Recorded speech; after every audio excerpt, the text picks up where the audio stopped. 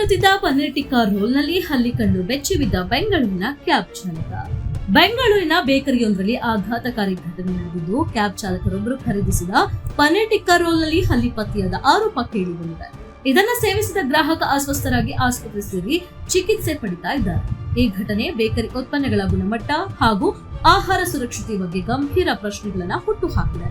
ಆದ್ರೆ ಪನ್ನೀರ್ ಟಿಕ್ಕಾ ರೋಲ್ನಲ್ಲಿ ಹಲ್ಲಿ ಪತ್ತೆಯಾಗಿರುವ ಬಗ್ಗೆ ಕ್ಯಾಬ್ ಚಾಲಕನ ಬಳಿ ಯಾವುದೇ ಸಾಕ್ಷಿ ಇಲ್ಲ. ಗಾಬರಿಯಿಂದ ಫೋಟೋ ತೆಗೆದುಕೊಳ್ಳಲಾಗಿಲ್ಲ ಎಂದು ಆತ ಪೊಲೀಸರಿಗೆ ತಿಳಿಸಿದ್ದಾನಂತೆ. ಇನ್ನು ಬೇಕರಿ ತಿಂಡಿಗಳಂದ್ರೆ ಬಹುತೇಕ ಯುವ ಜನತೆಗೆ ಅಚ್ಚುಮೆಚ್ಚು. ಕೆಲವರಿಗಂತೂ ದಿನಕ್ಕೆ ಒಮ್ಮೆಯಾದ್ರೂ ಬೇಕರಿಗೆ ಭೇಟಿ ನೀಡದಿದ್ರೆ ಸಮಾಧಾನವೇ ಇರುವುದಿಲ್ಲ ನೋಡಿ.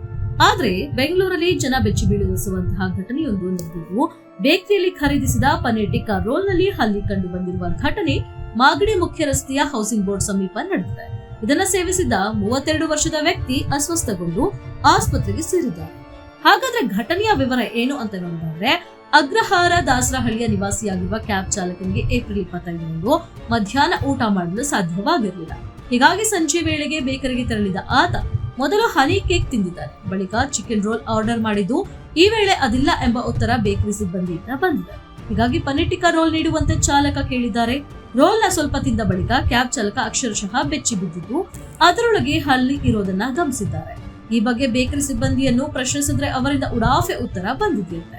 ಬಳಿಕ ಕ್ಯಾಬ್ ಚಾಲಕ ವಾಂತಿ ಮಾಡಿಕೊಳ್ಳಲು ಆರಂಭಿಸಿದ್ದು, ಆತನನ್ನ ಕಾಮಾಕ್ಷಿ ಪಾಳ್ಯ ಪೊಲೀಸ್ ಠಾಣೆ ಸಮೀಪದ ಖಾಸಗಿ ಆಸ್ಪತ್ರೆಗೆ ದಾಖಲಿಸಲಾಗಿದೆ.